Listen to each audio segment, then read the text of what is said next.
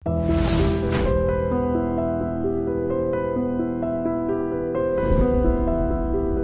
అండి, ఈనాడు దిల్సే with me అంజలిలో నా guest ఎవరు అని అంటే, ఇప్పటి వరకు సివిల్ సర్వీసెస్కి సంబంధించి అటెంప్ట్స్ అన్నీ కంప్లీట్ అయ్యి అచీవ్ చేయలేకపోయాననే బాధ కాకుండా ఇంతకు మించి నేను ఇంకేదో సాధించాలి అని ఎక్కడైతే చదువుకున్నారో, ఎక్కడైతే సివిల్స్కి ప్రిపేర్ అయ్యారో అక్కడే తను ఫ్యాకల్టీగా పనిచేస్తూ, అలాగే నెక్స్ట్ ఇప్పుడు చాలామంది అడుగుతూ ఉంటారు, ముందు తన పేరు చెప్పేసి అతను మిగతా విషయం లేదు. Mallesh Reddy is with me right now.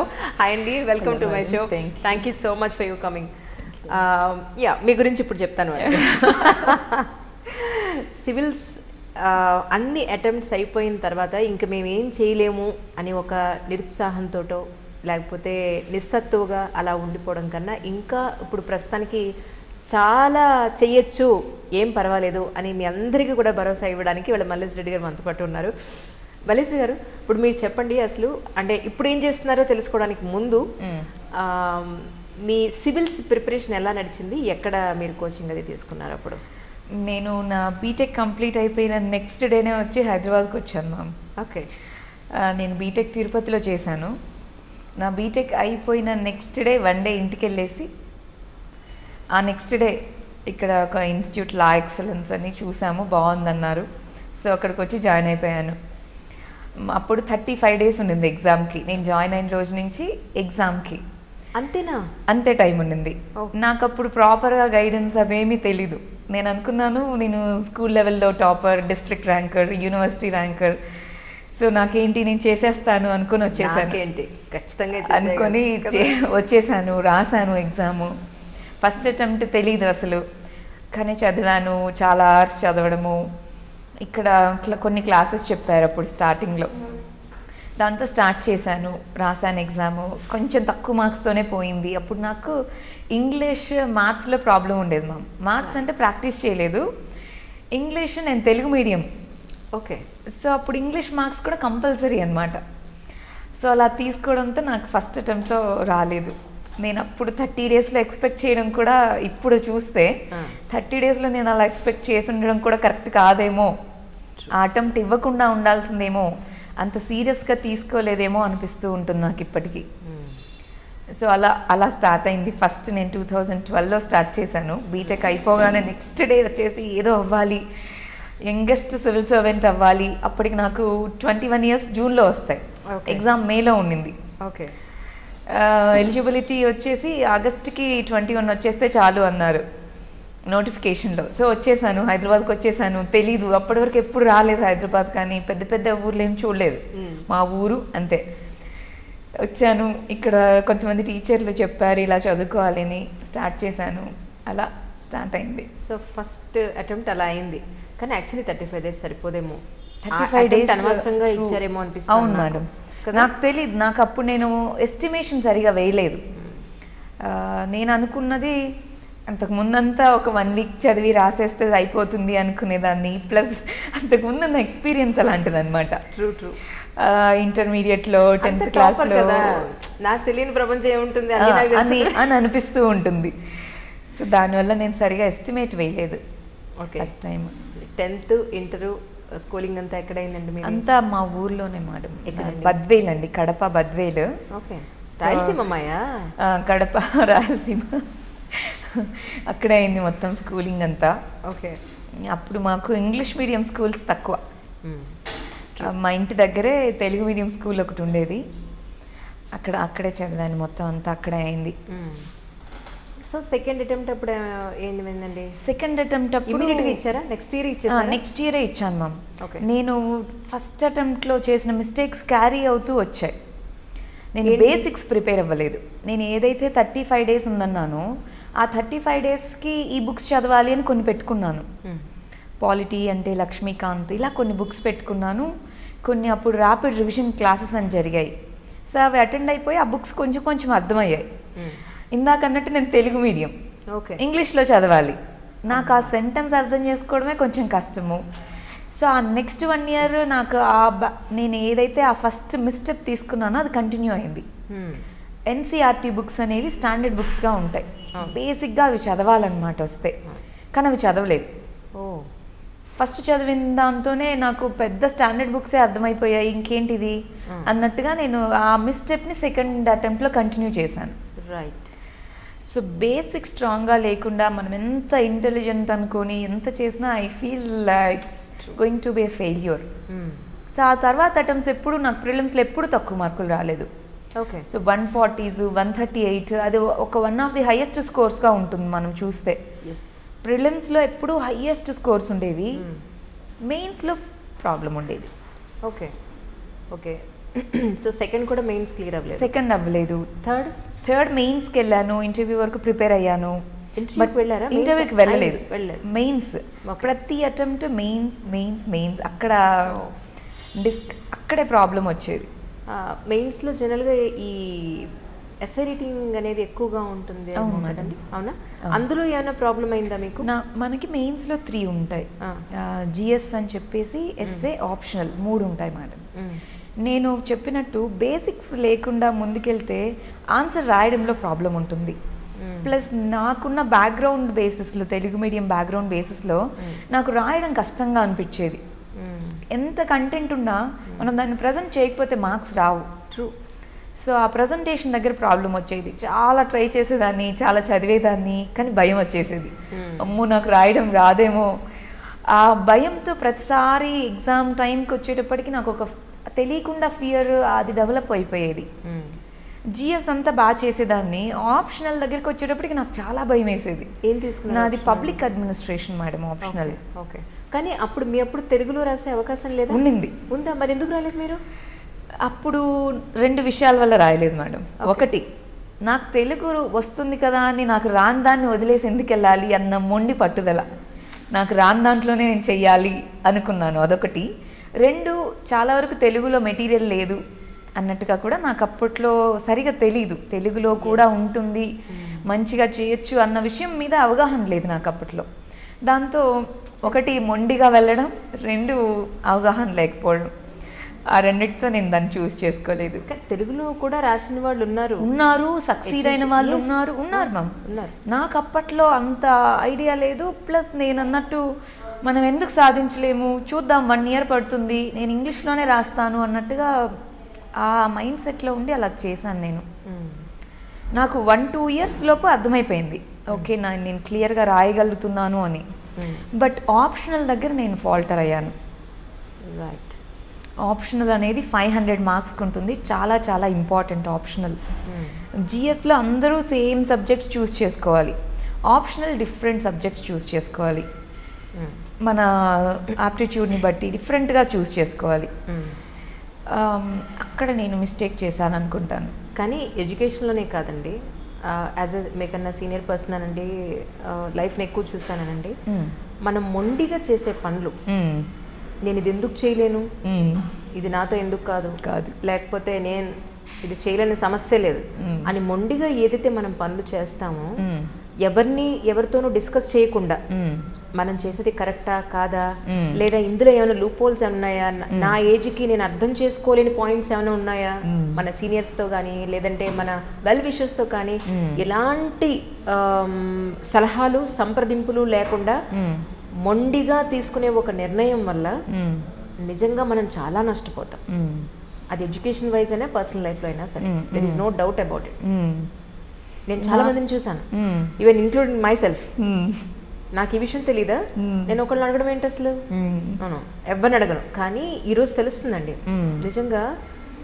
అప్పుడు మనం ఇలా ఆలోచించలేకపోయాం. కొంత మన ఏజ్ పెరిగే కొద్దీ మన ఆలోచనలు మారుతాయి. ఒక్కొక్క ఎక్స్పీరియన్స్ వచ్చే కొద్దీ ఒక్కొక్క ఆలోచనలు మన పర్సెప్షన్ మనం మార్చుకుంటూ ఉంటాం. ఇది కరెక్ట్ వే కాదు, ఇలా చేయకుండా ఉండాల్సింది. ప్రతి మనిషి లైఫ్లోనూ డెఫినెట్గా ఉంటుంది. సో రైట్, ఇప్పుడు ఇంటర్వ్యూ వరకు వెళ్ళారా ఈ ప్రాసెస్లో?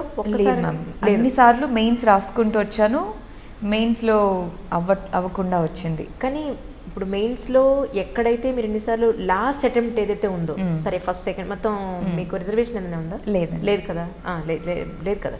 సో ఈ 5-6 అటెంప్ట్స్లో లాస్ట్ అటెంప్ట్కైనా సరే ఈ ఎస్ఏ రేటింగ్ నేను ఇలా రాయలేకపోతున్నాను, అందువల్లే మిస్టేక్ అయిందేమో, ఇందులో ఇంకా పర్ఫెక్షన్ కోసం నేను పోనీ సమ్ అదర్ గైడెన్స్ తీసుకుంటే బాగుంటుందని మీకు ఎక్కడ అనిపించలేదా? నేను చాలా ట్రై చేశాను మ్యామ్. ఫస్ట్ అటెంప్ట్ ఇందాక చెప్పినట్టు కొంచెం నాకు ఉన్న అవగాహన, ఎందుకంటే నేను మా ఫ్యామిలీ మొత్తంలో ఫస్ట్ బీటెక్ చేసిన అమ్మాయిని నేనే, మా బంధువులు రిలేటివ్స్లో. సో నేను గైడెన్స్ ఇచ్చే సిచ్యువేషన్లో ఉన్నాను, కానీ నాకు గైడెన్స్ ఇచ్చే వాళ్ళు చాలా తక్కువ. సో అక్కడ ఫస్ట్ నాలెడ్జబుల్ పర్సన్ అయితే ప్రాబ్లమ్ ఏది, మనకి ఎవరు చెప్పేవాళ్ళు ఉండరు, మనమే అందరికీ చెప్పాలి. సో దాంతో అదొకటి. తర్వాత నేను చాలా ట్రై చేశాను. ఢిల్లీకి వెళ్ళాను. ఢిల్లీలో వాజీరామన్ రవి అనే దగ్గర కొన్ని రోజులు కోచింగ్ తీసుకున్నాను. చాలా ట్రై చేశాను నేను. బట్ నా ఫెయిల్యూర్కి నేను తీసుకున్న ఆ ఒక్క డెసిషనే రీజన్ కాదేమో, నాకున్న ఫియర్ అనేది రీజన్ అనిపిస్తుంది నాకు. రెట్రోస్పెక్టివ్గా నేను చూసుకుంటే నాకు భయం ఎక్కువ. ఇది చేస్తే రాయలసీమ భయం ఏంటి అసలు? భయం అనేది నాకు అదేనేమో. నేను చాలా రోజులు ఉన్న రోజులు నేను లేజినెస్ అనుకున్నాను దాన్ని. రైట్, లేజినెస్ ఏమో, నేను చేయలేకపోతున్నాను, చదువుదాం అనుకుంటాను రాయలేకపోతున్నాను అని. బట్ ఐ ఫీల్ ఆ ఫియర్ అనేది నన్ను బ్యాక్కి లాగింది అనిపిస్తూ ఉంటుంది. నేను చదవడంలో చాలా బాగా చదువుతాను మ్యామ్, నాకు తెలిసినంత వరకు. మీ ఎన్ని బుక్స్ ఇచ్చినా నేను చదువుతాను హ్యాపీగా, నాకు చదవడం అంటే చాలా ఇష్టం. కానీ రాయడం అనే దగ్గరికి వచ్చేటప్పటికి నాకు భయం. రైట్. సో నాకు తెలుసు నా వీక్ ఏరియా ఏంటి అని, కానీ నేను ఇంప్రూవైజ్ చేసుకోలేకపోయాను. అందుకే ఇప్పుడు చాలామంది స్టూడెంట్స్కి చెప్తూ ఉంటాను, మీరు ఎప్పుడైతే భయం పోగొట్టుకుంటారో అప్పుడే మీకు సక్సెస్ వస్తుంది. మీరు దేంట్లో ఫెయిల్ అవుతారో అది తెలుసుకొని దాని మీద వర్క్ చేయకపోతే ఎప్పటికీ ఫెయిల్యూర్గానే ఉంటుంది అని. ఏమో భగవంతుడు మిమ్మల్ని అన్నిసార్లు లాస్ట్ మినిట్ వరకు ఎందుకు ఇవ్వలేదంటే, స్టూడెంట్స్ని అందరినీ మోటివేట్ చేసి మీలాంటి వాళ్ళని ఎంతోమందిని స్టూడెంట్స్ని ఇక్కడ తప్పున్నారు అని చెప్పి వాళ్ళని పాస్ చేసేలాగానో లేదా వాళ్ళు అచీవ్ చేసేలాగానో మిమ్మల్ని తయారు చేశారేమో. అంతకు మించేది మీరు బిజీలో బాధ్యత పెట్టుంటారు డెఫినెట్గా. మా మదర్ ఇదే చెప్తూ ఉంటారు కదా ఎప్పుడు, నాకు నిన్ను ఎప్పుడు టీచర్గా చూడాలని కోరిక. చిన్నప్పుడు అడిగేది. మా మదర్ 5th క్లాస్ వరకే చదువుకున్నారనమాట, కానీ తను చాలా ఇంటెలిజెంట్. తనకి చుట్టూ ఏం జరుగుతుంది తెలుసుకోవాలన్న క్యూరియాసిటీ. మేము చదువుకుంటూ ఉంటే మా దగ్గరికి వచ్చి మరీ మేమేం చెప్తున్నాము అని వచ్చి చూసేవాళ్ళు అనమాట. ఈ బుక్ చదువుతున్నారా ఏంటి, తనకు అర్థమవుతుందా లేదా అన్నది పక్కన. సో తను చెప్తూ ఉండేది, నువ్వు టీచర్ అవుతావా అని నా దగ్గరికి వచ్చి.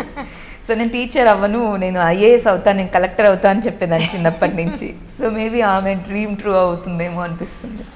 మాలాంటి వాళ్ళు ఇక్కడ కూర్చుని చెప్పడం చాలా ఈజీ అండి, కానీ మీలాంటి వాళ్ళు చెప్తే వింటారు. ఎందుకు అనంటే 10th ఫెయిల్ అయ్యామని సూసైడ్ చేసుకున్న వాళ్ళు ఉన్నారు, ఇంటర్ ఫెయిల్ అయ్యామని, డిగ్రీ ఫెయిల్ అయ్యామని, జాబ్ రాలేదని, లేదంటే ఫైనాన్షియల్గా ఏదో సమస్య ఉందని. కానీ మీరు చెప్పండి, ఇన్ని 5 years పాటు ఒకటి సాధించాలని పెట్టుకొని ఎంతో ప్రయత్నించి అది కాలేదు అని మెంటల్గా మిమ్మల్ని మీరు మోటివేట్ చేసుకుని నెక్స్ట్ ఏంటి అనే దానికి వెళ్ళారు. ఈ ప్రాసెస్లో స్టూడెంట్స్కి మీరు ఏం చెప్పాలనుకున్నారు ఒకసారి చెప్పండి. అందరికీ ఫెయిల్యూర్ అనేది ఉంటుంది మేడం. లైఫ్ అంతా సక్సెస్ అనేది ఎవ్వరికీ ఉండదు. సక్సెస్ అనేది వస్తుంది, కానీ అది మనం చూసే పర్స్పెక్టివ్ని బట్టి ఉంటుంది. నేను ఇంతకుముందు నా పర్స్పెక్టివ్, నేను IAS అవుతేనే నా సక్సెస్ అనుకునేదాన్ని. ఇప్పుడు చాలామంది స్టూడెంట్స్ వచ్చి మేము మీ వల్ల IRS అయ్యాము, మీ వల్ల IAS అయ్యాము అని చెప్తూ ఉంటే ఆ హ్యాపీనెస్ నేను సక్సీడ్ అవుతే కంటే ఎక్కువ ఉంటుందేమో అనిపిస్తుంటుంది. అంటే మనం అనుకున్న గోల్ ఒకలా ఉన్నా మనం వేరే హయ్యర్ ఆబ్జెక్టివ్ ఏదో రీచ్ అవుతాము. ఫెయిల్యూర్ అయినప్పుడు అందరికీ బాధ అనిపిస్తుంది. ఆ బాధని ఓవర్కమ్ అవ్వడమే ఇంపార్టెంట్ ఏమో అనిపిస్తూ ఉంటుంది. అందరికీ బాధ ఉంటుంది. ఆ ఓవర్కమ్ అవ్వడానికి ఒక హెల్పింగ్ హ్యాండ్ అంటూ వస్తుంది, ఎవరికైనా వస్తుంది అది. ఇప్పుడు నాకు నా లాస్ట్ అటెంప్ట్ అయిపోయే టైంకి I was into kind of depression. నేను చేయలేకపోయాను, రాలేకపోయింది అని. కానీ నాకున్న స్ట్రెంగ్త్, నా చిన్నప్పటి నుంచి నాకున్న స్ట్రెంగ్త్, పేరెంట్స్ అందరికీ ఉంటారు, సపోర్టివ్గా ఉంటారు. నా పేరెంట్స్తో పాటు నాకు టీచర్స్ అనేది నాకు స్ట్రెంగ్త్. చిన్నప్పటి నుంచి కూడా నాకు ఎలా చదువుకోవాలని, కానీ మాకు కొంచెం లోవర్ మిడిల్ క్లాస్, స్కూల్లో మేము హాఫ్ ఫీజే కట్టాను. నేను ఎప్పుడు ఫుల్ ఫీజు కట్టింది నాకు గుర్తులేదు. సో మా టీచర్స్ అలా ఎంకరేజ్ చేసేవాళ్ళు. 10th క్లాస్ కానీ ఇంటర్మీడియట్లో ఫ్రీగా చదివించుకున్నారు. బీటెక్ అంతా నేను ఫ్రీగానే చదివాను. ఇక్కడ సివిల్స్లో 3 years అయిపోయాక నాకు ఫినాన్షియల్గా కొంచెం ఇదైంది. అప్పుడు మా టీచర్ ఒక ఆయన నాకు మనీ ఇచ్చి ఆయన ఇన్స్టిట్యూట్లో పెట్టుకొని చదివించుకున్నారు. ఇప్పుడు నేను అదే ఇన్స్టిట్యూట్లో వర్క్ చేస్తున్నాను. అన్నారు, అన్నారు, ఎవరన్నా మీకు క్లాసెస్ చెప్తే డబ్బులు తీసుకుంటారు కదా, నేను నీకు డబ్బులు ఇస్తాను, నువ్వు చదువుకో ఓకే అని నాకు 2 సంవత్సరాలు స్కాలర్షిప్ ఇచ్చి చదివించారు. రాకపోతే నాకు చాలా గిల్టీగా ఫీల్ అనిపించింది ఫస్ట్లో, నేను రాలేకపోయాను అని. ఆయన ఏమన్నారంటే, నువ్వు రాలేదు అని గిల్టీ ఫీల్ అయ్యి డిప్రెస్ అవుతున్నావు అంటే నువ్వు ఇంకా ఎదగలేదని, నువ్వు ప్రయత్నించావు, నీకు రాలేదు, దాన్ని మూవ్ ఆన్ అయిపోవాలి, లైఫ్లో పెద్ద గోల్స్ ఉన్నాయి నీకు అని చెప్తూ ఎంకరేజ్ చేసుకుంటూ వచ్చారు. ఆయన పేరు తెలుసుకో. రాంబాబు గారు మా డైరెక్టర్ సార్ అనమాట. ఓకే. సో ఆయన స్టూడెంట్స్ అందరితో మాట్లాడేందుకు చాలాసార్లు టైం ఉండకపోవచ్చు, కానీ ఏదైనా అవసరం ఉందని ఫోన్ చేసినా ఏది చేసినా నువ్వు రా అని చెప్పి మరీ మాట్లాడతారు. సో నాకు అలాంటి టీచర్స్ ఉండడం వల్ల మేబీ నేను అసలు నాకు చిన్నప్పటి నుంచి నా టీచర్స్ లేకపోతే అసలు నేను ఇక్కడ ఉండేదాన్ని కాదు, అసలు మీతో మాట్లాడేదాన్ని కాదు. ఎప్పుడో 10th క్లాస్లో మ్యారేజ్ అయిపోయిండేది. ఈ ప్రాసెస్లో జనరల్గా అమ్మాయిలకి డిగ్రీ అయిన తర్వాత లేకపోతే డిగ్రీ తర్వాత డిగ్రీలో ఉండగానో ఎందుకులే 5 attempts అయిపోయి మ్యారేజ్ చేసుకుని పంపించేద్దాం అనే కాన్సెప్ట్ మీ పేరెంట్స్లో రాలేదండి? నాకెంత పట్టుదల ఉందో దానికి 5-6 ఇంతలు మా నాన్నగారికి పట్టుదల మేడం. ఇప్పటికి కూడా 6 attempts అయిపోయాయి. నాకు ఇంకా 4 attempts IFOS రాసుకోవడానికి ఉంది, ఇండియన్ ఫారెస్ట్ సర్వీస్ రాసుకోవడానికి నాకు ఏజ్ ఉంది, అటెంప్ట్స్ ఉన్నాయి. That's fine, it's good opportunity. ఆయన ఏమంటారంటే, నేను ఎప్పుడూ ఏదో చిన్నగా చూడాలనుకోలేదు, నేను ఎప్పుడు మేము ఎలాగో అవ్వలేకపోయాము, మా కూతురు ఒక మంచి రేంజ్లో ఉందన్న మేము ఊహించుకున్నాము, నేను మళ్ళీ వెళ్ళి ఏ సాఫ్ట్వేర్లోనో జాయిన్ అవ్వాలని నేను అనుకోవట్లేదు, ఒక హౌస్ వైఫ్గా చూడాలని అస్సలు అనుకోవట్లేదు, నువ్వు IFS రాయి. ఇప్పుడు నాకు 28 years. ఓకే. మేము నిన్ను మ్యారేజ్ చేసుకో అని ఏం ఫోర్స్ చేయము. ఓకే. చాలా ప్రెషర్స్ ఉంటాయి మీకు తెలుసు. యాజ్ ఎ గర్ల్ 21 years నుంచి చాలామంది అడుగుతూ ఉన్నారు మ్యారేజ్ అని, కానీ మా నాన్నగారు ఇప్పటికీ నాకు కొంచెం ఏదైనా డిమోటివేషన్ లాంటిది వచ్చినా నువ్వు చేయాల్సిందే అన్నట్టుగా ఆయన చెప్తూ ఉంటారు. సో వాళ్ళ సపోర్ట్ లేకుండా అసలు ఇదంతా జరిగేది కాదు. సాధించండి. నెక్స్ట్ ఇయర్ 2020 ఎక్స్పెక్ట్ చేయించారని మళ్ళీ IFS ఖచ్చితంగా రాస్తాను, IFS రాస్తాను. నాతో పాటు చాలా మందిని తీసుకెళ్తాను, నా స్టూడెంట్స్ని కూడా. ఓకే. అప్పుడు మేము ఇంకో ఇంటర్వ్యూ ఎక్స్పెక్ట్ చేయొచ్చు. ఖచ్చితంగా మేడం. ఇప్పటికే చాలా మంది రాస్తున్నారు, మా స్టూడెంట్స్ మెయిన్స్ రాస్తున్నారు ఇప్పుడు. వాళ్ళందరికీ మెంటార్షిప్ ఇవన్నీ జరుగుతున్నాయి. నేను స్పెసిఫిక్గా ఫేస్ చేసింది, నాకు ఇండివిజువల్గా ఇది నీ ప్రాబ్లం అని చెప్పే ఇది లేకుండా ఉండేది. టెస్ట్ సిరీస్లు అవన్నీ రాసేదాన్ని. సో అందుకని ఇప్పుడు నేను టీచర్గా మా ఇన్స్టిట్యూట్లో మెంటార్షిప్ అని స్పెసిఫిక్గా పెట్టాము. ఒక student strength weak area identify చేసి, సో తనకి స్పెసిఫిక్గా ఈ ఎగ్జామ్ రాస్తాడు, ఆ పేపర్ తీసుకుంటాము. నువ్వు ఈ ప్రజెంటేషన్లో వీక్ ఉన్నావు, నువ్వు ఇవి చేయాలి, నువ్వు కంటెంట్లో వీక్ ఉన్నావు, నువ్వు ఇది చేయాలి, అలాంటి ప్రోగ్రామ్ చేస్తున్నాము. I'm part of that. కానీ అలా ఇండివిజువల్ ఒక స్టూడెంట్కి ఈ ప్రాబ్లం ఉందని తెలియాలంటే వాళ్ళ మీద ఎంత ఫోకస్ చేయాలి, చాలా ఫోకస్ పెట్టాలి. అలా కొన్ని 10 సంఖ్యలో స్టూడెంట్స్ మీద అంత ఫోకస్ చేయాలంటే it's not a small thing. ఒక్కళ్ళు ఉండరు మేడం, మల్టిపుల్ మెంటార్స్ ఉన్నారు, ఈవెన్ ది ర్యాంకర్స్. సో వాళ్ళతో మాట్లాడిస్తాము, డిఫరెంట్ టీచర్స్ ఉంటారు, మాట్లాడిస్తాము. మాకు ఈ 3 monthsలో ఉన్నది ఇప్పుడు వెళ్ళే వాళ్ళని సన్నద్ధం చేయడమే అనమాట. మెయిన్స్కి వెళ్ళే వాళ్ళని మెంటార్ చేసుకోవడం. ఇంకొక విషయం, మనం అనుకుంటాం వాళ్ళ కంటెంట్ చెప్పాలి, అది చేయాలి, ఇది చేయాలని. ఒక స్టూడెంట్కి ఒక టీచర్ ఇచ్చే గ్రేటెస్ట్ స్ట్రెంగ్త్ మోటివేషన్, అంత తప్ప ఇంకేం లేదు. బుక్స్ ఉంటాయి, చదువుకోవచ్చు, వాళ్ళకి అర్థం కాని చెప్పడం, ఏం కాదు నువ్వు చేయగలవు అని పుష్ ఇవ్వడం, అంత తప్ప ఒక టీచర్ చేయగలిగేది కంటెంట్ ఇవన్నీ అనుకుంటాం, క్లాస్లో కూర్చోవాలి ఇవన్నీ, అవంతా ఒక చిన్న అనుకుంటే ఒక స్టూడెంట్ ఇచ్చే మోటివేషన్ నువ్వు చేయగలవు అని చెప్తే ఆ స్టూడెంట్ సాధించేది చాలా చాలా ఉంటుంది. సో ఇప్పుడు ప్రస్తుతానికి మీరు IFSకి రెడీ అవుతున్నారు? నేను ప్రిపేర్ అవుతున్నాను, కానీ ప్రస్తుతానికి నేను ఫుల్ టైమ్గా వీడియోస్ క్లాసెస్ చెప్తున్నాను లా ఎక్సలెన్స్లో. అంటే ఇప్పుడు 19లో రాస్తారా లేకపోతే 2020లో రాస్తారా? నెక్స్ట్ ఇయర్ రాస్తారు. ఎన్ని అటెంప్ట్స్ ఉంటాయి దానికి నార్మల్గా 6 ఉంటాయి. ఓకే. కానీ నేను ఆల్రెడీ 2 times రాశాను, మెయిన్స్ రాశాను. నేను ఎప్పుడు కాకపోతే సివిల్స్కి సీరియస్గా తీసుకుని దాన్ని అంత సీరియస్గా తీసుకోలేదు. ఓకే. సో ఇందులో అయినా ఇంకా 4 attempts ఉన్నాయి. సో రాయొచ్చు. That's fine. కానీ ఇప్పుడు ఇందులో అయినా మీకు సంబంధించి సరే మీరు స్టూడెంట్స్లో వాళ్ళకుండే మైనస్లు ప్లస్లు స్ట్రెంగ్త్లు వీక్నెస్లు మీరు రికగ్నైజ్ చేస్తారు. ఇప్పుడు మీ వరకు మీరు నెక్స్ట్ ఎగ్జామ్ 2020లో మీరు ఇవ్వబోయే ఎగ్జామ్కి ఇంకా ఏ ప్లేస్లో మీరు వీక్ అనిపిస్తున్నారు? ఇప్పుడు ధైర్యం వచ్చిందా లేదా మీకు చెప్పండి? ధైర్యం వచ్చిందండి కదా. నాకు నా బెస్ట్ టీచర్ నా స్టూడెంట్స్ ఏం చెప్తాను. ఎందుకంటే వాళ్ళ ఆన్సర్స్ తీసుకొస్తారు, వాళ్ళ చూస్తాను, ఓ ఇలా రాయకూడదు ఇలా రాయాలని తెలుస్తుంది. కొంతమంది స్టూడెంట్స్ ఆన్సర్ చూస్తే ఓ ఇలా కూడా రాయచ్చా అనిపిస్తుంది. So there are different kinds of students. వాళ్ళని చూశాక నేను స్టూడెంట్గా ఉన్నప్పుడు ఇలాంటివి చేశాను, నేను స్టూడెంట్గా ఉన్నప్పుడు ఇలా చేయలేదు, ఆ రెండు విషయాలు నాకు తెలుస్తున్నాయి ఇప్పుడు. సో అక్కడ నేను చాలా నేర్చుకున్నాను. ప్లస్ ఒక స్టూడెంట్కి చెప్పాలి అంటే అదొక రెస్పాన్సిబిలిటీ. నేను ఎక్కడ తప్పు చెప్తాను అని మల్టిపుల్ టైమ్స్ చదువుకుంటాను, దాని గురించి చాలా రీసెర్చ్ చేస్తాను. లాస్ట్ 2 yearsలో నేను టీచింగ్ చేస్తున్నప్పుడు అప్పటికి ఇప్పటికీ చాలా క్వాలిటీలో డిఫరెన్స్ వచ్చింది, నా యాటిట్యూడ్లో డిఫరెన్స్ వచ్చింది. ఇంతకుముందు ఒక స్టూడెంట్ నాతో పాటు స్టూడెంట్, ఇప్పుడు ఒక స్టూడెంట్ నా స్టూడెంట్. తను ఎంత ఒక స్టూడెంట్ క్వాలిఫై అవ్వలేదు ప్రిలిమ్స్లో అంటే నాకు కూడా చాలా బాధేస్తుంది. రీసెంట్గా ఎగ్జామ్ ప్రిలిమ్స్ రిజల్ట్ వచ్చింది, కొంతమంది అవ్వలేదు. నేను అవ్వకపోతే మనకు ఫీలింగ్ ఉంటుంది, అలాంటి ఫీలింగ్లో అంత 100% ఉండకపోయినా 70% ఉంటుంది, నా స్టూడెంట్ అవ్వలేకపోయారు అని చెప్పి. కొంతమంది స్టూడెంట్స్ యొక్క అభిమానం ఎలా ఉంటుందంటే ఇంకేం ఎగ్జామ్స్ రాయొద్దు, నేను టీచర్గానే వెళ్ళాలి అనిపిస్తూ ఉంటుంది. 2 స్టూడెంట్స్ మేడం లాస్ట్ ఇయర్ నేను అప్పుడే తెలుగు కరెంట్ అఫైర్స్ స్టార్ట్ చేశాను. తూర్పుగోదావరి నుంచి వీడియో చూశారు, జనరల్ టికెట్ తీసుకొని ట్రైన్ ఎక్కేసి వచ్చేసారు. మాకు చెప్పండి మేము ఎలా ప్రిపేర్ అవ్వాలి, మేము డిగ్రీ ప్రిపేర్ అవుతున్నాము. చాలా మంది సో చాలా మంది ఉంటారు. సో అవి చూసాక నేను టీచర్గానే ఎందుకు ఉండిపోవద్దు అన్నంత ఫీలింగ్ వస్తూ ఉంటుంది. అంటే ఇప్పుడు నెక్స్ట్ ఎగ్జామ్ సంబంధించి తెలుగులో రాద్దామని అనుకుంటున్నాను. ఇంగ్లీష్లోనే మేడం. ఇప్పుడు నాకు 2 లాంగ్వేజెస్ కూడా ఈక్వల్ ప్రొఫిషియన్సీ వచ్చేసింది. నేను ఇన్ని ఇయర్స్ ప్రిపేర్ అయిన దాంట్లో నాకు ప్రాబ్లం అనిపించలేదు. కాకపోతే నాకు ఇంత టైం తీసుకుంది దాన్ని ఓవర్కమ్ అవ్వడానికి. మేబీ నేను కొంచెం దాన్ని లైఫే ఎగ్జాము అన్నట్టుగా తీసుకోకుండా ఆ ఫియర్ని వదిలేసి ప్రిపేర్ అయ్యి ఉంటే ఇంకొంచెం తక్కువ టైంలో అయ్యేదేమో.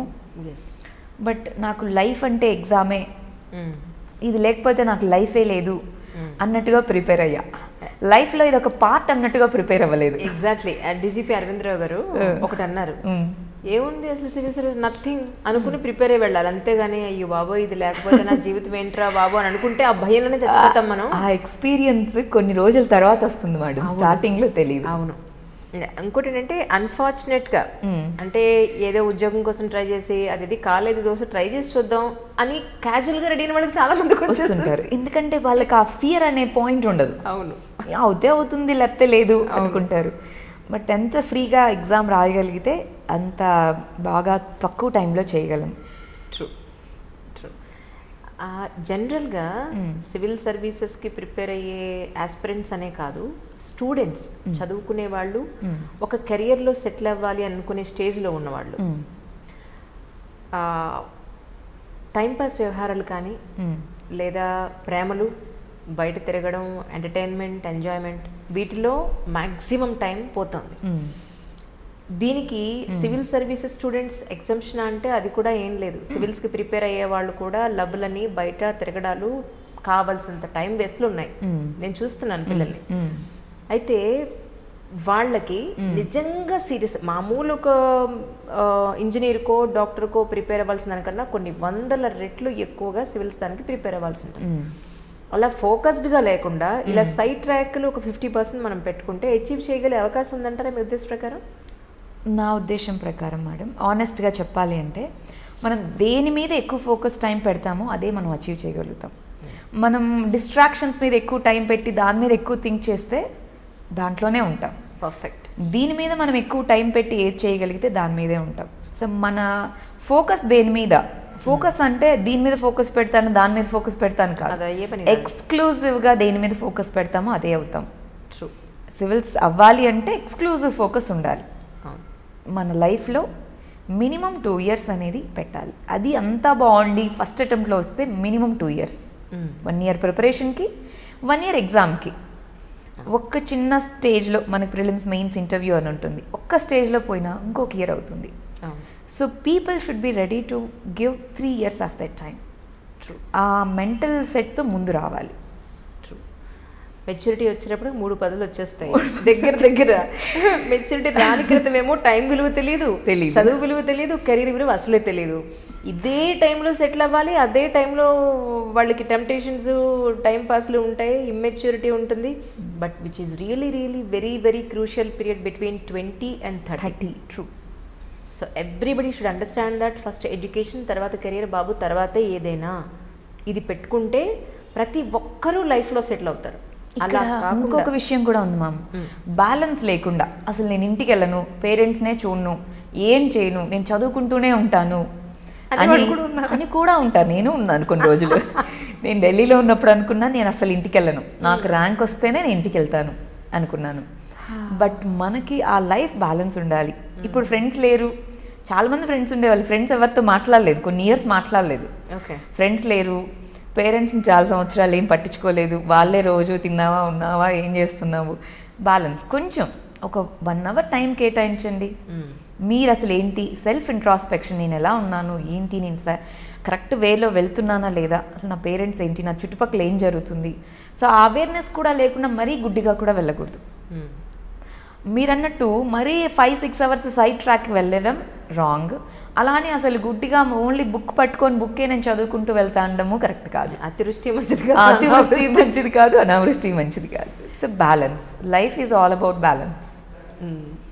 సో రైట్, ఎక్కడైతే చదువుకున్నారో అక్కడే మీరు ఫ్యాకల్టీగా చేస్తున్నాను. స్టూడెంట్స్ ఎలా ఉన్నారండి ప్రస్తుతానికి మీ ఉద్దేశ ప్రకారం? Students mixed madam. ఇంతకుముందు బాగున్నారు, ఇప్పుడు బాగాలేరు, అలా ఏం లేదు. చాలా సీరియస్గా ఉండే వాళ్ళు ఉన్నారు, క్యాజువల్గా వచ్చిన వాళ్ళు ఏదో ఒకటి చేయాలి అని వచ్చిన వాళ్ళు ఉన్నారు. బట్ ఇయర్ స్పెసిఫిక్గా చాలామంది సీరియస్ స్టూడెంట్స్ ఉన్నారు. లాస్ట్ ఫ్యూ ఇయర్స్తో కంపేర్ చేస్తే మన స్టేట్స్లో అవేర్నెస్ పెరగడం వల్ల చాలామంది serious students, especially rural backgrounds నుంచి వచ్చిన వాళ్ళలో అవేర్నెస్తో వచ్చిన వాళ్ళు, ఇంతకుముందు కూడా వచ్చేవాళ్ళు కానీ అవేర్నెస్ తక్కువ. ఇప్పుడు చాలా అవేర్నెస్, ఇప్పుడు మనకి యూట్యూబ్ ఛానల్స్ కానీ, టీవీ ఛానల్స్ కానీ, సోషల్ మీడియా బాగా ఏదైతే పెరుగుతుందో అవేర్నెస్ చాలా పెరుగుతుంది పేరెంట్స్లో కానీ, స్టూడెంట్స్లో కానీ. దానివల్ల సీరియస్ క్యాండిడేట్స్ చాలామంది ఉన్నారు. సో దానివల్ల మనకి సీరియస్నెస్ పెరుగుతుంది. ఒక స్టూడెంట్ సీరియస్గా ఉన్నారు అంటే ఆ క్వాలిటీ పెరుగుతుంది, ఎంటైర్ క్లాస్ క్వాలిటీ పెరుగుతుంది. ఒక స్టూడెంట్ డౌట్ అడుగుతారు, అది చెప్పాలి, ప్రిపేర్ అయ్యే వెళ్ళాలి. సో టీచర్కి కూడా భయం ఉంటుంది. క్వాలిటీ స్టూడెంట్, ఒక్క స్టూడెంట్ ఉన్నా క్లాస్ మొత్తం బెనిఫిట్ అవుతారు. డెఫినెట్గా, డౌట్ లేదు అందులో. టీచర్ కూడా భయం వస్తుంది, నేను చెప్పకపోతే వీళ్ళు అడుగుతారు క్వశ్చన్, ఖచ్చితంగా చదువుకొని వెళ్ళాలి అనిపిస్తూ ఉంటుంది. క్వాలిటీ స్టూడెంట్స్ పెరిగారు. కానీ కరెంట్ అఫైర్స్ తెలుగులో చెప్పడం అనేది ఇట్స్ న్యూ ఏమంటారు అచీవ్మెంట్ అని చెప్పాలి. ఎలా అనిపిస్తుంది మీకు? దీంట్లో చాలా అచీవ్మెంట్స్ అవి ఉన్నాయి మ్యామ్. నేను స్టూడెంట్గా ఉన్నప్పుడు మన ఇన్స్టిట్యూట్ నుంచి రాంబాబు సార్ కరెంట్ అఫైర్స్ ఇంగ్లీష్లో చేసేవాళ్ళు యూట్యూబ్లో. ఓకే, ఇప్పుడు మన క్వశ్చన్ని కొన్ని పార్ట్స్గా చూసుకుంటే మేము యూట్యూబ్లో చేస్తున్నాము, కరెంట్ అఫైర్స్ హిందూ పేపర్ని చేస్తున్నాము, తెలుగులో చేస్తున్నాము. 3 చూసుకుంటే యూట్యూబ్ ఎందుకు, ఇందాక అన్నట్టు అవేర్నెస్ క్రియేట్ చేయడానికి అదొక మంచి ప్లాట్ఫామ్గా ఇదైంది. సో అందుకని యూట్యూబ్ చేస్తున్నాం. ఇంతకుముందు చాలా ప్లాన్స్ వేశారు. మేము స్టూడెంట్గా ఉన్నప్పుడే ఒక కమ్యూనిటీ రేడియో పెట్టి అశోక్ నగర్ మొత్తం మార్నింగ్ న్యూస్ వినిపించాలి అనుకున్నాం. ఓకే, ఇప్పుడు దానికి పర్మిషన్స్ అవి సరిగా రాలేదు. సో టెక్నాలజీ లేకుండా జస్ట్ ఒక ఫోన్ కెమెరా పెట్టుకొని వీడియోస్ రికార్డ్ చేసిన రోజులు ఉన్నాయి, అవే చూసేవాళ్ళం మేము. ఓకే, ఆల్ ఇండియా లెవెల్లో ఫస్ట్ టైం సార్ స్టార్ట్ చేశారు. అప్పుడు నాకు తెలుగు మీడియం నేను, సో ఇంగ్లీష్లో చదవడం కష్టంగా ఉండేది. సార్ వీడియోస్ చూసి అమ్మయ్యా అర్థమైంది అనుకొని అప్పుడు నేను చదువుకునేదాన్ని. అలా కొన్ని ల్యాక్స్ ఆఫ్ స్టూడెంట్స్కి వన్ పాయింట్ ఆఫ్ టైంలో ఎక్కడో చోట బెనిఫిట్ అవుతూ వస్తుంది. సో అది బ్యాక్గ్రౌండ్లో అలా ఉండింది. ఫస్ట్ టైం ఆయన స్టార్ట్ చేశారు, చాలా మంచి పేరు వచ్చింది. ఒక స్టూడెంట్ అలహాబాద్ నుంచి, వాయిసే కనిపిస్తుంది, మనిషి కనిపించరు, ఆయన చూడడానికని అక్కడి నుంచి వచ్చేవాళ్ళు. సో మాకు అది చాలా గ్రేట్ ఫీలింగ్ అనమాట. మేము స్టూడెంట్గా ఉన్నప్పుడు అమ్మో సార్ని చూడడానికి అక్కడి నుంచి ఇక్కడికి వచ్చారు అని. తర్వాత లాస్ట్ ఇయర్ మాకు ఒక డిస్కషన్ వచ్చింది, తెలుగులో కూడా చేయొచ్చు కదా అన్నారు. తెలుగులో ఎందుకు సార్, చాలామంది ఇంగ్లీష్లో రాస్తున్నారు కదా అన్నట్టుగా ఐ వాజ్ రిలక్టెంట్. కానీ మా డిస్కషన్ తర్వాత నాకు అర్థమైంది ఏంటి అంటే, గత 5-6 ఇయర్స్గా మనకి ఎంపీసీ కోర్సులు అని చెప్పి ఐఐటీస్ అని చెప్పి లింగ్విస్టిక్ స్కిల్స్ చాలా తగ్గిపోయాయి మేడం. మనం ఎప్పుడు మ్యాథ్స్ ఫిజిక్స్ దీంతో ఒక చదవడం కానీ రాయడం కానీ ఆ స్కిల్ తగ్గిపోయింది. దాంతో పేపర్లో ఉన్న ఇష్యూని ఒక కాంప్రిహెన్సివ్ అండర్స్టాండింగ్ తగ్గిపోయింది. సో దాంతో ఏమనుకున్నాము, తెలుగులో చేస్తే మన మదర్ టంగ్ అందరికీ అర్థమవుతుంది. ఆల్మోస్ట్ మన స్టేట్స్లో ఉన్న వాళ్ళకి తెలుగులో వింటే అర్థమవుతుంది. ఇంకొకటి, ఇప్పుడు నేను తెలుగు మీడియం కాబట్టి నాకు అర్థమైందన్న పర్సెప్షన్లో ఉన్నా చాలా రోజులు. కానీ ఇంగ్లీష్ మీడియంలో చదివిన వాళ్ళు కూడా అంత ప్రొఫిషియెంట్గా లేరు. సో వాళ్ళకు కూడా యూజ్ అవుతుంది. ఏదో వర్డ్స్ చదువుతున్నారు, సెంటెన్సెస్ చదువుతున్నారు, కానీ ఒక థీమ్ అర్థం చేసుకోవట్లేదు. సో ఆ థీమ్ అర్థమవుతుందన్న ఉద్దేశంతో స్టార్ట్ చేశాము. కానీ అదొక బోల్డ్ డెసిషన్ అప్పట్లో చెప్పాలంటే. 5-6 అవర్స్ తీసుకుంటుంది. సో ఆ 5-6 అవర్స్ క్లాస్ చెప్పుకోవచ్చు, చదువుకోవచ్చు, చాలా అదర్ థింగ్స్ చేసుకోవచ్చు. ప్లస్ దానికి కమిట్మెంట్ చాలా చాలా కావాలి మేడం. ప్రతిరోజు సండేస్ కూడా ఆపకుండా చెయ్యాలి అంటే లైఫ్లో ప్రతిరోజు 5 గంటలు ఇవ్వాల్సిందే దానికి. చాలామంది ట్రై చేశారు, బట్ కంటిన్యూ చేయలేకపోయారు. 1 ఇయర్ రీసెంట్గానే మేము సెలబ్రేట్ కూడా చేసుకున్నాం, 1 ఇయర్ కంప్లీట్ అయింది అని చెప్పేసి. ఓకే, అది నాకు పర్సనల్గా స్టూడెంట్స్కి చాలా చాలా యూజ్ అయింది. నాకు ఒక పర్సనల్ ఎక్స్పీరియన్స్ ఉంది మేడం దీంట్లో. ఎన్టీఆర్ విద్యోన్నతి అని లాస్ట్ ఇయర్ వరకు మన ఏపీ గవర్నమెంట్ ఒక స్కీమ్ రన్ చేసేది. దాంట్లో చాలామందికి స్కాలర్షిప్ ఇచ్చి గవర్నమెంట్ చదివించేది. నియర్లీ 3000 స్టూడెంట్స్ వరకు. వాళ్ళలో మనీ కట్టని వాళ్ళు, కట్టలేని వాళ్ళు, చాలామంది రూరల్ బ్యాక్గ్రౌండ్ నుంచి ఏదో ఆస్పిరేషన్తో వచ్చే వాళ్ళు చాలామంది ఉండేవాళ్ళు. వాళ్ళలో చాలామంది తెలుగు మీడియం నుంచి ఉండేవాళ్ళు ఉంటారు. సో వాళ్ళు ఒకసారి నా దగ్గర, సార్ ఇది చెప్పారు మా సార్ ఒకసారి చెప్పాక ఆలోచించండి మీరు అన్నట్టుగా ఒక సజెషన్ ఇచ్చారు. మేము ఇదంతా అసలు డిస్కస్ చేసాం, ఏంటి లింగ్విస్టిక్ స్కిల్స్ ఎలా ఉన్నాయి ఇవంతా. ఈ స్కీమ్ కింద మన ఇన్స్టిట్యూట్లో కొంతమంది జాయిన్ అయ్యారు. 3 వచ్చారు నా దగ్గరికి. వాళ్ళు అన్నారు, మ్యామ్ మాకు కొంచెం హెల్ప్ కావాలి అన్నారు. సో నేను ఫుల్ టైం మెంటార్ అనమాట ఇన్స్టిట్యూట్లో. సో ఈ స్టూడెంట్స్కి ఏది కావాలన్నా, డౌట్స్ ఉన్నా ఏదైనా మెంటార్షిప్ చేసేదానికి. ఏం కావాలి చెప్పండి అన్నాను. మాకు కరెంట్ అఫైర్స్ సరిగా అర్థం కావట్లేదు అన్నారు. వీడియోస్ చూడండి అన్నాను. వీడియోస్ ఇంగ్లీష్లో చూస్తున్నాం మేడం, మాకు తెలుగు మీడియం నుంచి వచ్చాము, మాకు ఆ పదాలు కూడా అర్థం కావట్లేదు. ఒక చిన్న ఆర్టికల్ చదవడానికి మాకు 2 గంటలు పడుతుంది డిక్షనరీ పెట్టుకొని. ప్లస్ అక్కడి వరకు నాకు ఓకే అనిపించింది. వాళ్ళు చెప్పిన నెక్స్ట్ సెంటెన్స్ ఏదైతే ఉందో అక్కడ నాకు నేను ఏదో ఒకటి చెయ్యాలి అనిపించింది. వాళ్ళు ఏం చెప్పారంటే, మమ్మల్ని చాలా చిన్న చూపు చూస్తున్నారు, తెలుగు మీడియం, మీరు తెలుగు మీడియం, మీరు తెలుగులో రాస్తున్నారు, మీకు రాదు అని చాలా చిన్న చూపు చూస్తున్నారు అన్నారు. అది నాకు పర్సనల్గా కనెక్ట్ అయింది.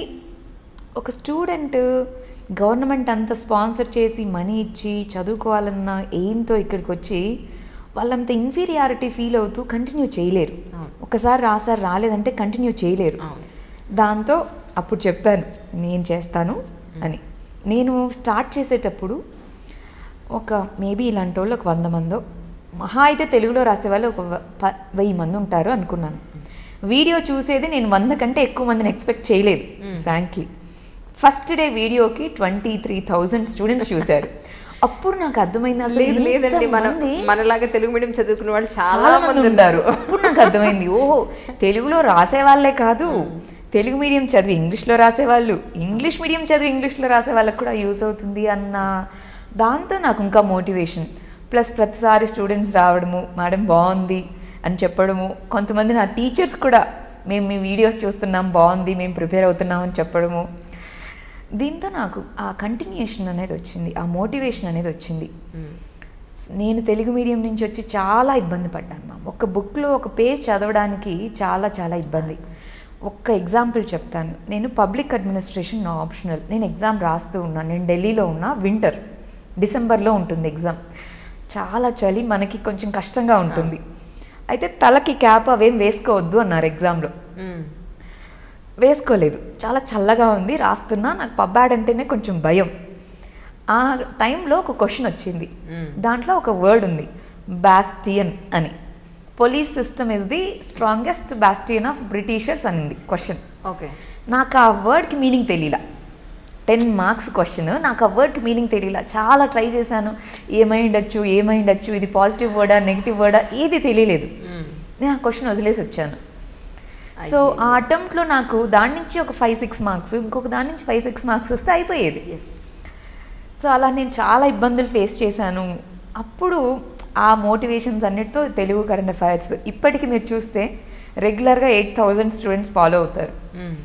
ఏ వీడియో చేసినా తెలుగులో 8,000 స్టూడెంట్స్ చాలామంది చేస్తున్నారు. కానీ ఇంతమందికి ఇంత క్వాలిటీతో తెలుగులో వీడియోస్ మనం చూస్తే చాలా వాటిలో సూపర్ఫిషియల్గా చెప్తూ వెళ్ళిపోతున్నారు. కానీ ఒక వీడియో కోసం 5 గంటలు బ్యాక్గ్రౌండ్ చేసి వీడియో వచ్చేది అరగంటే, కానీ దాని వెనకాల ఉన్న కష్టం చాలా కష్టం అండి. 5 hours అలా అలా అవుతుంది. ఫర్ ఎగ్జాంపుల్ మన ఇంటర్వ్యూనే తీసుకోండి.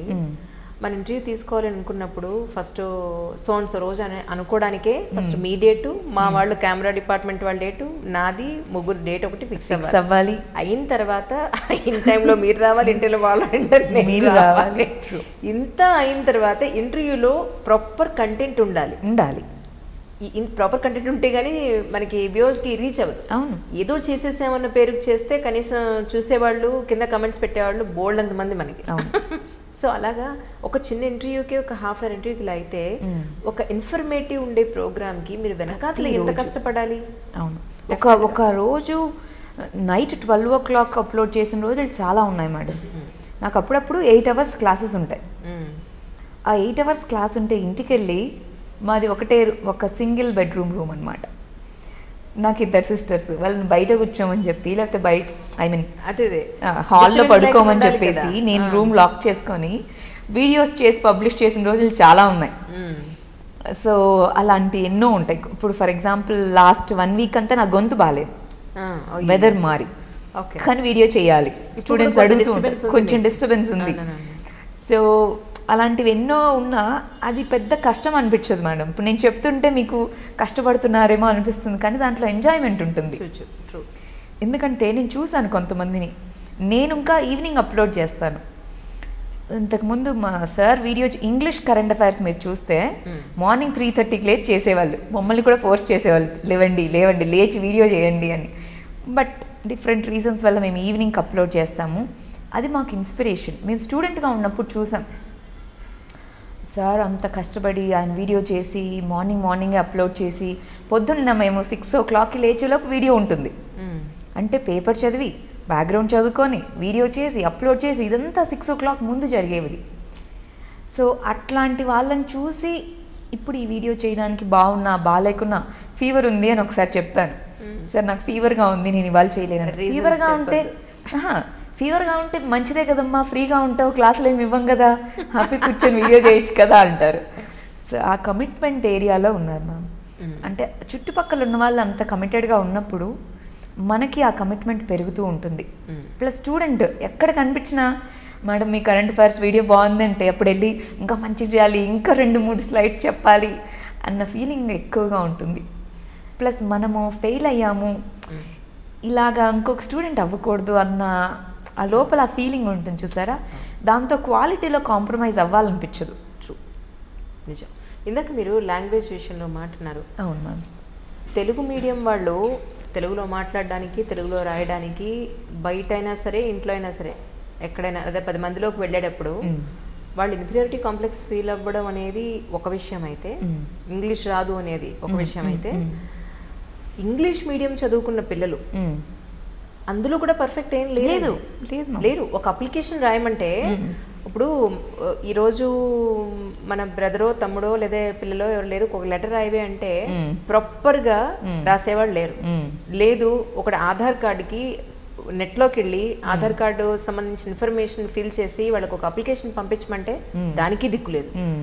సో ఇటు మన మాతృభాషని పూర్తిగా నేర్చుకోకుండా, దాన్ని అసలు పూర్తిగా అనేది లేని లేదు. ఇటు ఇంగ్లీష్ మీడియం చదివిన వాళ్ళు ఉన్నారా అని అంటే, ఏదో కాఫీ డేలనో బయట ఫ్రెండ్స్తో తిరగడానికో సరదాగా సిల్లీగా మాట్లాడుకోవడానికో తప్ప సీరియస్గా ఒక నీ లైఫ్లో పనికి రావడానికి గల స్కిల్ ఇంగ్లీష్లో ఉందంటే దానికి లేదు. అటు ఇటు కాకుండా ఉన్నారు నిజం చెప్పాలంటే. యాక్చువల్గా లాస్ట్ ఇయర్ నేను ఒక ప్రోగ్రామ్కి ప్రాజెక్ట్ మేనేజర్గా ఉన్నాను. స్కిల్ డెవలప్మెంట్ అని మనము స్టార్ట్ చేసాం. దానికి ఏంటి అంటే, నేను ఫేస్ చేసిన ఇష్యూ నాకు ప్రాజెక్ట్గా చేద్దాము అని. సో నేనేం చేశాను, నాకు ఫస్ట్లో అంతా ఎలా ఇబ్బంది అయిందో అలాగాని ఇన్స్టిట్యూట్లో స్టార్ట్ చేశాం. ఏమనుకున్నాం, కొంతమంది సెట్ ఆఫ్ స్టూడెంట్స్ని తీసుకొని 1 year లోపల వాళ్ళకి కాన్ఫిడెన్స్ వచ్చేయాలి చదవడంలో, రాయడంలో, అన్నిట్లో. అప్పుడు అర్థమైంది ఏంటంటే ఇంగ్లీష్ టీచర్ని కూర్చోబెట్టి చెప్పిద్దాము అన్నది ఐడియా మేడం. చాలామందిని అసలు అదొక పెద్ద భారీ ప్రాజెక్ట్ లాగా చేద్దామని చేశాం. నన్ను ప్రాజెక్ట్ హెడ్ చేశారు, ఎందుకంటే నువ్వు ఎక్స్పీరియన్స్డ్, ఈ విషయంలో నువ్వే చేయాలి అన్నట్టుగా. అప్పుడు నేను పర్సనల్గా గమనించిన 3 months చేసాము, ఇంప్రూవ్మెంట్ ఉంది. బట్ నేను పర్సనల్గా అబ్జర్వ్ చేసింది అయితే ఇంగ్లీష్లోనే మనం ఇంగ్లీష్ గురించే ఆ వర్డ్స్, ఆ గ్రామర్ ఇవే చెప్పుకుంటూ పోతే రావట్లేదు. ప్లస్ ఈ ఎగ్జామ్ అనేది ఇంగ్లీష్ కావాలి, కానీ అదేదో ఒక లిటరేచర్ స్టూడెంట్ అంత ప్రొఫిషియన్సీ అక్కర్లేదు, బేసిక్గా చాలు. సో అప్పుడు వచ్చిందే మనం కంటెంట్ని కూడా వాళ్ళకి అర్థమయ్యేలాగా చెప్పాలి, దాంతోపాటు నేర్పించాలి. ఆర్ మా ఇనీషియల్ ప్లాన్ అయితే మనకి ఇంగ్లీష్ మీద ఫోకస్ చేద్దాము అని. బట్ తర్వాత షిఫ్ట్ అయిన ప్లాన్ తెలుగులో చెప్దాము. మనకి ఒక వర్డ్ ఉంటుంది, కాగ్నిటివ్ అబిలిటీ అని చెప్పేసి. సో మన మైండ్ మనము చుట్టూ చూస్తూ ఉన్న లాంగ్వేజ్, మనం మాట్లాడే లాంగ్వేజ్ అయితే చాలా త్వరగా గ్రాస్ప్ చేసుకోగలుగుతాం. మనం 100 pages బుక్ అయినా ఒక 1 dayలో చదవగలం తెలుగులో ఉంటే. కానీ ఇంగ్లీష్లో కొంచెం డిఫికల్ట్, ఎందుకంటే అది మన మాతృభాష కాదు కాబట్టి. సో ఇంగ్లీష్ నేర్చుకోవాలన్నా తెలుగులో తెలిసి ఉండాలి. ఇప్పుడు ప్రాబ్లం ఏమైందంటే మనం ఇంగ్లీష్లో చదివి కనీసం తెలుగులో మీనింగ్ ఏంటంటే తెలీదు. సో ఇప్పుడు మా ఇంట్లో పరిస్థితి మీరు నమ్మరు, దీని వర్డ్ మీనింగ్ ఏంటంటే దీని తెలుగులో ఏమంటారు తెలిసే పరిస్థితి లేదు అసలు. అసలు ఇప్పుడు నేను తెలుగు వీడియోస్ చెప్తున్నా, so bad really Telugu videos చెప్తున్నా. ఒక వర్డ్ వచ్చింది రీసెంట్గా, అస్సాంలో కాజీరంగా నేషనల్ పార్క్ అనే దాంట్లో 1 horn rhino అని ఉంటుంది. 1 horn rhino అనే యానిమల్ అనేది చాలా ఇంపార్టెంట్ యానిమల్, అక్కడ ప్రొటెక్ట్ చేస్తారు అని. అది నేను తెలుగులో చెప్పాలి. నేను అలాంటి వర్డ్స్ అన్నీ ఇప్పుడు నేర్చుకున్నాను సివిల్స్లో. సో నేను ఆ వర్డ్కి తెలుగులో ఏమంటారు నాకు తెలియలేదు. దాన్ని వెతకడానికి ఎన్ని ఛానల్స్ చూసానో, యూట్యూబ్లో చాలా వెతికాను. అది నాకు చాలా కష్టంగా, తర్వాత ఖడ్గమృగము అని తర్వాత కనిపించింది. దాన్ని ప్రొనౌన్స్ చేయడానికి ప్లస్ దాన్ని చెప్పడానికి చాలా ఇదవుతుంది. ప్లస్ ఇంకొకటి మేడం, మనకి లాంగ్వేజ్ పేపర్ అని ఉంటుంది సివిల్స్లో. మన తెలుగు స్టేట్స్లో 10% స్టూడెంట్స్ మెయిన్స్ రాసేవాళ్ళు జిఎస్లో మార్క్స్ తక్కువ వచ్చో దాంట్లో ఫెయిల్ అవ్వట్లేదు, లాంగ్వేజ్ పేపర్లో పోతుంది. అంటే మదర్ టంగ్లో ఒక పేపర్ ఉంటుంది, క్వాలిఫై అవ్వాలి, క్వాలిఫై మార్క్స్ ఏం కన్సిడర్ చేయరు. అక్కడ తెలుగు తీసుకుంటే స్కూల్ లెవెల్లో అంతా హిందీ మీడియమో ఏదో తీసుకుంటారు, ఇక్కడ దాంట్లో రాయలేరు. అలా అని తెలుగు రాదు, అటు తెలుగు రాదు, అటు వేరే ఇండియన్ లాంగ్వేజ్ రాదు, కానీ తెలుగు మదర్ టంగ్ ఏదో ఒక లాంగ్వేజ్ కంపల్సరీ, ఇండియన్ లాంగ్వేజ్. దాంతో 10% స్టూడెంట్స్కి ఇబ్బందిగా ఉంది. సో కొంతమంది స్టూడెంట్స్ ఇంగ్లీష్ రాస్తున్న ఇంగ్లీష్లో తెలుగు నేర్చుకోవడానికి ఈ మధ్య వస్తున్నారు. అవేర్నెస్ పెరిగింది. ఇంతకుముందు తెలుగు పేపర్ కంపల్సరీ అన్న విషయం కూడా చాలామందికి తెలిసేది కాదు. సో ఇప్పుడు అవేర్నెస్ పెరుగుతుంది, తెలుగు అనేది కొంచెం అన్నా తెలుసుకోవాలి అన్నది పెరుగుతుంది. That's nice. సో ఫైనలీ ఏమనిపిస్తుంది, ఈ అటెంప్ట్స్ అన్నీ అయ్యాయి, ఇప్పుడు మీరు నెక్స్ట్ 2020కి ఐఎఫ్ఎస్కి మీరు రెడీ అవుతున్నారు, ఇప్పుడు టైం ఉంటుందా మీకు ప్రిపేర్ అవ్వడానికి? అసలు దానికి టైం సరిపోవట్లేదు మేడం. వెళ్తాను, వీడియో చేసుకుంటాను, చదువుకుందామని కూర్చుంటాను. ఎవరైనా స్టూడెంట్ వచ్చారంటే మనసు లాగుతూ ఉంటుంది, వీళ్ళకి చెప్పకుండా నేను చదువుకుంటే ఎట్లా, వీళ్ళకి చెప్పకుండా చదువుకుంటే ఎట్లా అని. సో అక్కడ కూర్చున్నానంటే ఎవరో ఒకళ్ళు వస్తూ ఉంటారు కంపల్సరీగా. ఒక బాధ్యత నెత్తి మీద ఉన్నప్పుడు అది కష్టంగా ఉంటుంది. మన పేరెంట్స్ మనం అన్నీ చూస్తే మనం చదువుకోవడానికి మనకు అప్పట్లో కష్టంగా ఉండేది. ఇప్పుడు చూడండి చాలా బాధ్యతలు. కానీ బాధ్యత ఉన్నప్పుడు ఇంకొకటి కూడా అనిపిస్తుంటుంది, ఎవరైనా ఒక సక్సెస్ వచ్చి చెప్తే, ఇప్పుడు నేను ఒక టీచర్గా చెప్తున్నాను, అదే ర్యాంక్ వచ్చి నెక్స్ట్ ఇయర్ మీరు అడిగినట్టు నేను మళ్ళీ ఇక్కడ వచ్చి మీతో ఇంటర్వ్యూ చేసినప్పుడు దానికి ఉన్న వ్యాలిడిటీ డిఫరెంట్గా ఉంటుంది. బట్ ఆనెస్ట్లీ టు అగ్రీ, చాలాసార్లు ఫెయిల్ అయిన వాళ్ళకున్న ఎక్స్పీరియన్స్ సక్సీడ్ అయిన వాళ్ళకి త్వరగా ఉండదు. ఎందుకంటే వాళ్ళకి సక్సెస్ కోసం వాళ్ళు ఏం చేశారో గుర్తుంటుంది తప్ప, అన్నిసార్లు ఫెయిల్ అయినప్పుడు నా దగ్గర బోల్డెడ్ రీజన్స్ ఉన్నాయి, నేను ఎందుకు ఫెయిల్ అయ్యాను, ఏం చేయకూడదో నాకు తెలుసు. ఈ ఎగ్జామ్లో ఏది అవాయిడ్ చేయాలో ఇంపార్టెంట్. ఈ ఎగ్జామ్లోనే కాదు, ఇప్పుడున్న మనం ప్రజెంట్ లైఫ్లో మనకి ఏది కావాలో కంటే ఏది వద్దో కూడా తెలుసుకోవాలి. సో అది ఎగ్జామ్లో సక్సెస్ కావాలంటే ఏది వద్దో తెలుసుకోవాలి అందరూ.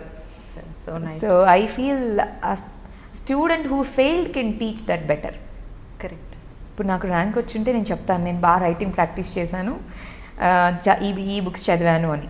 కానీ ఒక సక్సెస్ వచ్చినందుకు ఉన్న ఫ్యాక్టర్స్ నాకు ఏవైతే ఉంటుందో మీకు అవే ఉండాలన్న రీజన్ లేదు, వేరే ఉండొచ్చు. కానీ ఫెయిల్ అవ్వడానికి కామన్ రీజన్స్ ఉంటాయి. సో అవి తెలుసుకోవడమే నా దృష్టిలో చాలా ఇంపార్టెంట్. సివిల్ సర్వీసెస్కి ప్రిపేర్ అయ్యే స్టూడెంట్స్కి, ఆస్పిరెంట్స్కి ఒక టీచర్గా, ఒక ఎక్స్పీరియన్స్ ఉన్న ఆస్పిరెంట్గా మీరేం చెప్తారు? ఫోకస్ అనేది కంప్లీట్గా మనం ఏది కావాలనుకుంటున్నాం దాని మీద ఫోకస్ పెట్టుకోవాలి. అలానే మీరు అన్నట్టు అతివృష్టి అనావృష్టి వద్దు, బ్యాలెన్స్ ఉండాలి. దేంట్లో అయినా బ్యాలెన్స్ ఉండాలి. ఒక సబ్జెక్ట్ని అతిగా చదవడం, ఒక సబ్జెక్ట్ని సూపర్ఫిషియల్గా చదవడం వద్దు. ఫోకస్, దాంతోపాటు రైట్ గైడెన్స్.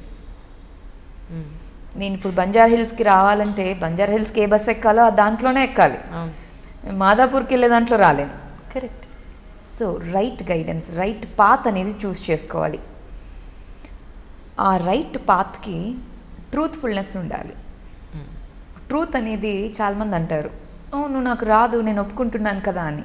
ట్రూత్ అనేది ఒప్పుకోవడం కాదు, దాని మీద వర్కౌట్ చేయడం. నాకు ఈ ఇష్యూ ఉంది, నేను దీని మీద వర్కౌట్ చేస్తాను అన్నది ట్రూత్ఫుల్గా ఉండాలి. చాలా వరకు మనకి మనం ట్రూత్ఫుల్గా ఉండం. నీలో ఈ మిస్టేక్ ఉంది, నీకు ఇది రాదు అని చెప్తుంటాం. నాకేది రాదో తెలుసుకోవాలి, నేనేం చేయాలో తెలుసుకోవాలి, దాన్ని ఇంప్లిమెంట్ చేయడానికి కరేజ్ ఉండాలి, ధైర్యం ఉండాలి. ఆ ధైర్యంతో ఫియర్లెస్గా ఫోకస్డ్గా వెళ్తే సక్సెస్ వస్తుంది. దట్స్ ఫెంటాస్టిక్ అండి. ఈ కాస్త కన్వర్జేషన్లో అది 45 minutes వచ్చిందో ఎంత వచ్చిందో మరి నాకు తెలియదు, కానీ ప్రతి వర్డ్ కూడా 10 మందికి ఉపయోగపడేవాడే. Thank you so much for you coming. Thanks a lot అండి once again. Please do subscribe to iDream and hit the bell icon. Please subscribe to iDream. iDream ni subscribe cheyandi. Hi, this is Nidhi Agarwal. For more videos, please subscribe to iDream. And please subscribe. Please subscribe to iDream channel and subscribe. Press the bell icon for more updates. Subscribe to iDream. Subscribe to iDream. For more such videos, please subscribe to iDream. For more videos, please subscribe to iDream. And you're watching iDream Media. Please like, share and subscribe to the channel. And don't forget to subscribe to iDream. Please subscribe iDream Media. Do subscribe to iDream. Subscribe to iDream Media. Do subscribe to iDream Media. Don't forget to subscribe. Click on the button below. Don't forget to subscribe to iDream.